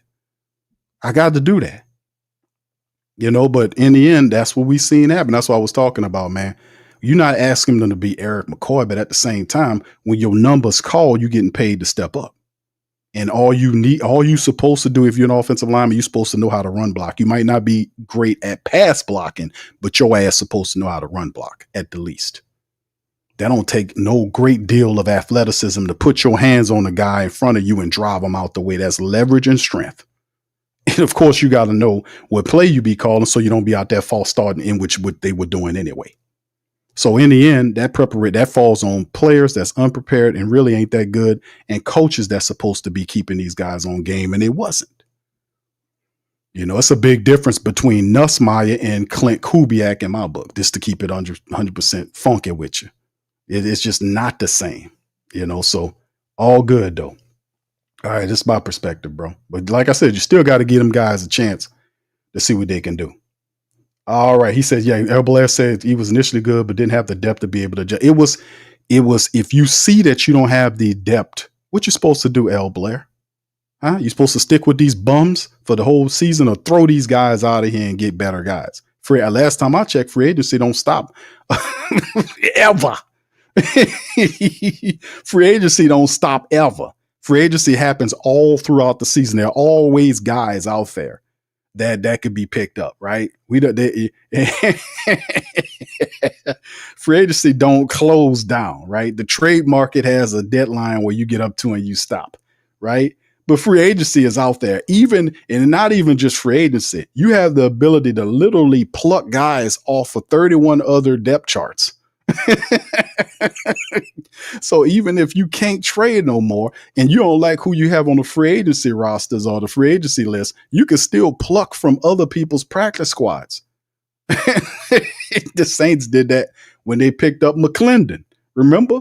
When they picked up McClendon, the 8-year or 9-year center that was playing for the Jets, they pulled him in there and he actually did a decent job. And for whatever reason, they released that man when Shane Lemieux got healthy. And then he got hurt. And then Lemieux went back in there, stunk it up, and then got hurt again. I was like, what? But that's what you're supposed to do. You don't supposed to sit there and you're subject to bad linemen. At first, they might have been good. But if you see them in the season and they're not looking good, you got to get them guys out of here, man. Get these guys out of here. We got to win. He could not adjust. He could not adapt. And he still can't adapt and adjust because he don't have any imagination. And we were calling him out, say, dude, do something. He couldn't do it because he don't have that. This is a child or a man that's living off the rep of his father. He never done nothing higher than what his dad do. And he got a job in the NFL because he's a Kubiak, using his father's style of system. He might put a little seasoning on it, but that's his stuff. That's his pop stuff. I'm just telling you the real, right? Just telling you real. Just like any actor that got a name, if your dad is a Sinatra, you know what I'm saying? If they if you a Sinatra, right? We know that that's a specialty name. If you a Sinatra and you related to Frank Sinatra and you live in today and you directly related to Frank Sinatra, somewhere you gonna get a job. So I'm just keeping it real, right? I'm just being honest. That's just a part of the game, right? If you Michael Jordan's son, well, maybe that's bad. Oh, my bad. My bad. You know what? My bad. Talk, boy. I ain't gonna talk, brother. But my bad. I'm gonna stop talking right there. I'm about to throw out. I said Michael Jordan. We're gonna back up off there. All right. We don't want to talk about that. All right. So anyway, Jerry Covington said he ran Taysom in the grave. Yes, he did. But that's what I'm saying. Is the difference is the innovation. Like you have an innovator. The man is basically his father was a head coach. It's like genes. Like you see, Kellen Moore. Can he surpass what his dad did? Like this guy won a championship as an offensive coordinator, right? At the highest levels. So you got to have something, right? You were running this, you was doing, even though you had Barkley and then Barkley was off the chain. But he was able to use Barkley in a way or build a situation where Barkley did something that we ain't seen done, if ever.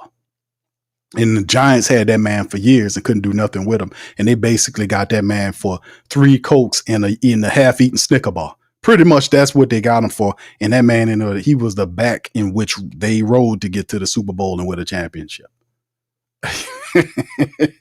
It's what you do with the players. But he had the ability to unlock that man, right? We knew he had the talent because we seen what he did at Penn State. We seen it sparingly for the Giants, but never at that level. It's levels to it. It's levels to coaching, right? And I just, I want to see him do that for Elvin. That's what I want to see. Depth with Kubiak's ability to serve. No, you good, bro. I get you. Jack says nobody wants to stand up to Mickey because they should have been pounding the table for better talent. Nobody wants to stand up to Mickey in that building. Jeff Ireland's a brown noser. They're not going to stand up against Mickey because their futures are secured. They stand up against Mickey. There is nobody that's going to fortify them. Do you think they're going to run a coup on Mickey? You can't coup Mickey in the building because the ownership has his back 110%. They can't run a coup on Mickey. He got it sold up in there. So, they would have to be ownership change. And the guy would have to say, okay, thank you, bro, for all your service. But if you're going to stay, you're going to have to take this job here. I'm bringing in my own general manager. That's the only way it's going to happen because she'll never do it. She'll never do that, man. She don't know to do that. All she know is what they've been doing. She not going to do it. She ain't going to. She only did the Dennis Allen thing because of you. If people was telling you, hey, y'all ain't got no power to decide on what these teams do with their coach. You just got to put up with it. They were telling me that in the chat. I said, don't believe these non-powered people, man.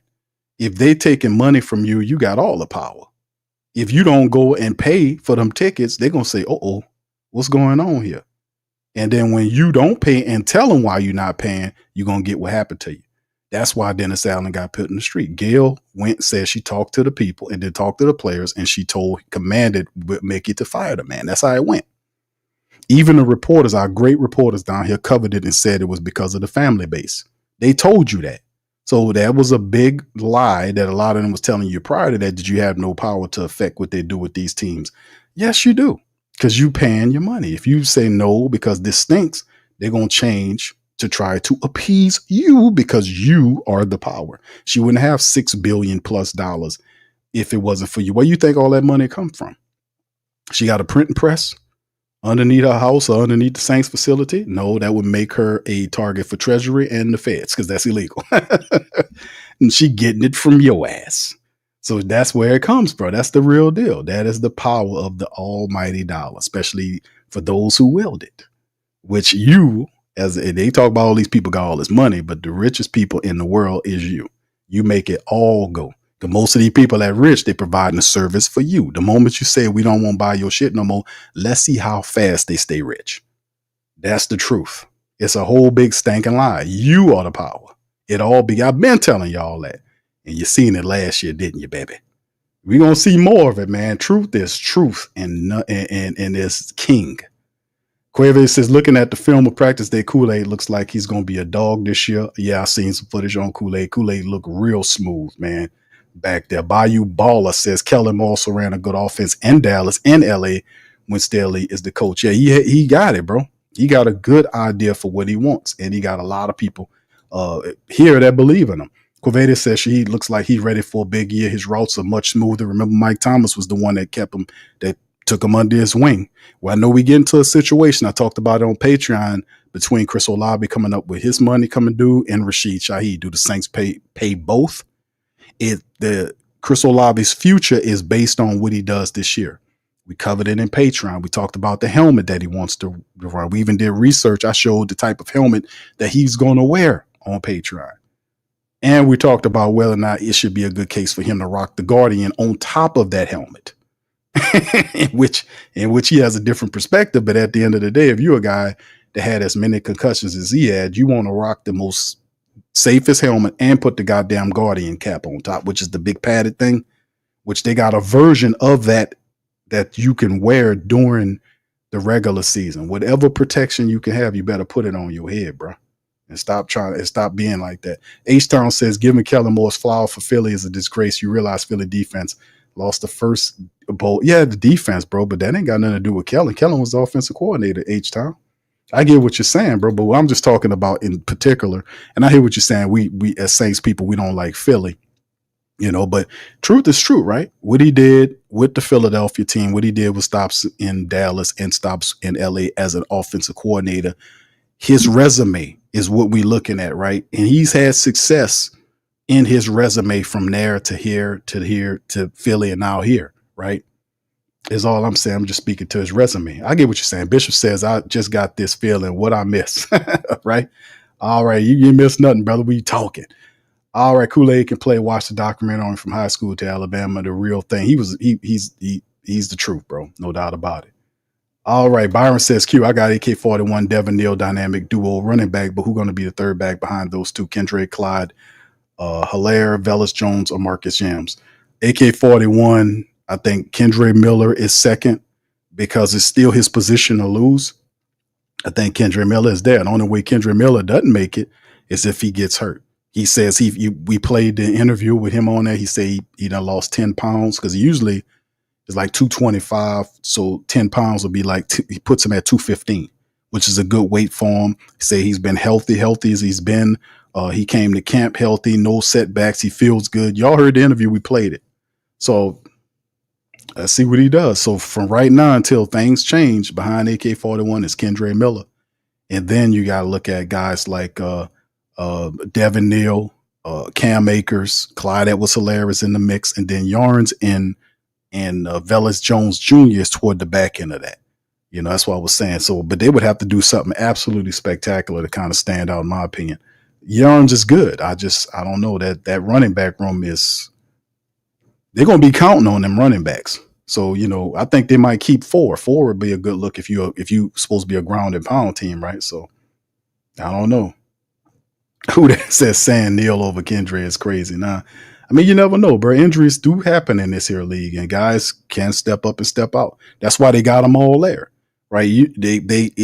Devin Neal and Cam Akers and Clyde Edwards-Helaire and all these other guys are insurance policies if Kendre don't pan out. If Kendre don't pan out this year, he out of here.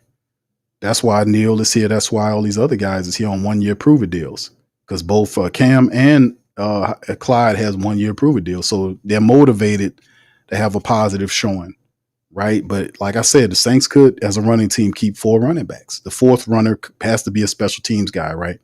Should be a special teams guy, help out. Could be Yarns. I don't know if Yarns is running or playing special teams, though. I don't know about that. Is that a part of his game? That would help. I don't know.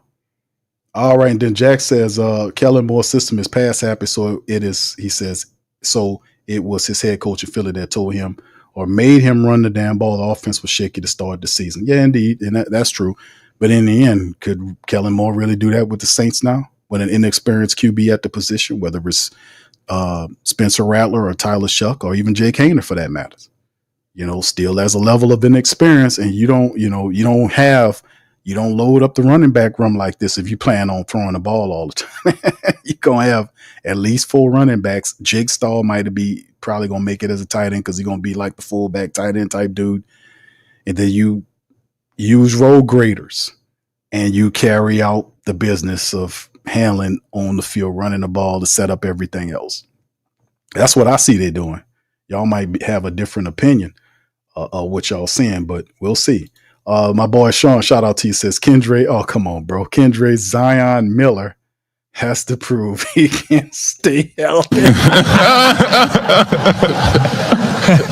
wrong for that, bro. You wrong for that, bro. Stop the cap. You wrong for that, brother. Don't call the man Zion Williamson. Come on, brother. That man is not Zion Williamson. He don't have. He wasn't eating up the, and eating all the good food. He was, if anything, Kendra was stretching poorly. But we'll see, man. We'll see. I'm betting for Ken. I'm hoping. I really do want Kendra to step up because he got it, man. He feel good. I won't get a brother opportunity. I want to see him win, bro. I think he's good. All right, Richard says Sean Payton was pass happy when he hired good offensive coaches to adjust to win. Thank you, bro. H-Town says time will tell because I don't see it. He wasn't the OC in Philly's first Super Bowl versus it. Time will tell. H-Town, you're right, bro. You're right. All right, both are often injured. You are right, sir. You are absolutely right. But time, it's a new time, bro. Will it be more of the same or something different? Only time will tell. Shout out to Black Major, man. Shout out to you, man. Appreciate you for being in the chat. All right, so anyway, fam, with that being said, man, that's going to be the end of the stream. Listen, do me a service, man. Y'all hit the like button, hit the subscribe button, and by all means, feel free to share the shows on shout out to Deborah. All right, shout out to her watching. Y'all feel free to share the show on y'all social media feed, man. Big Q Sports Coma representing the mighty Who Dat Nation Hump Day. Of course, we'll be back on our Thursday stream to talk more about the black and gold. It's football time, baby. We up in this joint, man. It's football time. We got a little bit further to go before we get our first preseason game when the Saints touch down. But man, a lot of stuff going on positive. Offense trying to find its legs against a defense that made a shift. A lot of playmakers out there. I love what I see from Carl Granderson and Chase Young, and they switch there. I love what I see got going on with that. I like what I've seen from Justin Blackman. All right, him and Reed in the back. I like what I'm seeing for Kool-Aid McKinstry and Alontae Taylor. Still picking up it. Kelvin Banks Jr. is phenomenal. Love what I see from him in camp. A straight up natural Tolly handling his business. McCoy's temperament has changed. He's become more aggressive in his approach because they know that the Saints are going to be counting on those guys to win. Trevor Penning showing improvement. Even Cesar Ruiz is also showing a decent temperament as well. So they got to crystallize the Saints offensive line, man, to be quite honest with you. And listen, Nugent, the offensive coordinator, is handling business. We still got a long way to go, but these steps are very positive, man, to be honest with you. What's up, Jason? Shout out to you, says the Rattler. That's right, brother. That's right, the Rattlesnake. All right, so in there, with that being said, man, I'm going to get out on that. Y'all do me a service. Hit the like button. Hit the subscribe button. By all means, feel free to share the show on social media, man. The Patreon for our Patreon and YouTube membership family. The Patreon stream is up. We had some technical difficulties the other night. We had a storm that knocked out the internet, so I couldn't get the Tuesday stream uploaded, but it was recorded and uploaded and available. We broke down a lot of good game on that. Y'all check that out for our subscribers, for our YouTube membership and Patreon family. It is available right now. So anyway, with that being said, I am out of here. I'm going to holler at y'all on the next one. Much love. And with that to you. Peace.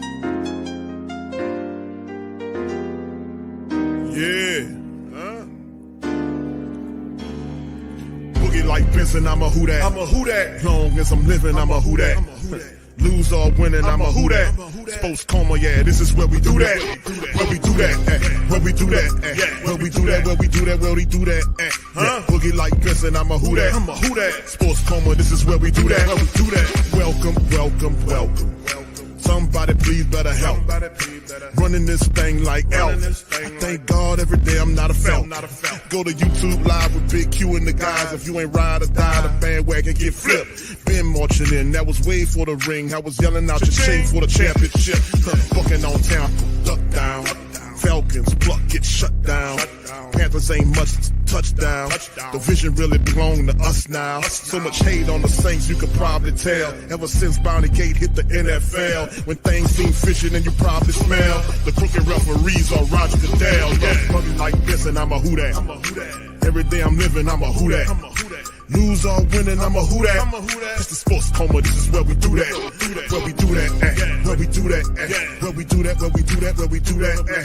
Boogie like Benson, I'm a who that. It's the sports coma, this is where we do that. You're listening to the Sports Coma with Big Q and the guys on the PRO Media Network.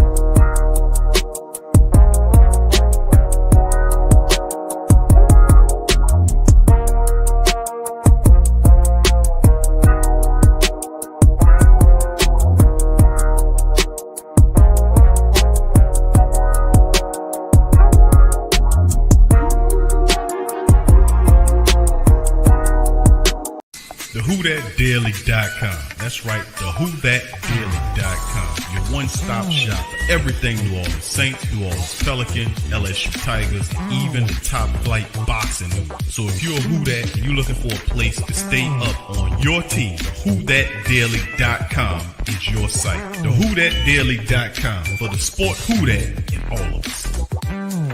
That's right, the Pro Shop is the platform's store where you can go and buy all the latest merch to support the platform. Available at the Pro Shops, we have dozens of hundreds of products available for you and your family. Unisex tees for men and women, hoodies and sweatshirts, tank tops, kids and baby items, long sleeve tees, mugs, pillows, wall art, bath bedding, face masks, phone cases, stickers, bags, fanny packs, socks, hats, and many other items. Please feel free to check out the Pro Shops. The link is in the description section below. And remember, it helps the platform continue to grow. Check out the Pro Shop and Who That too.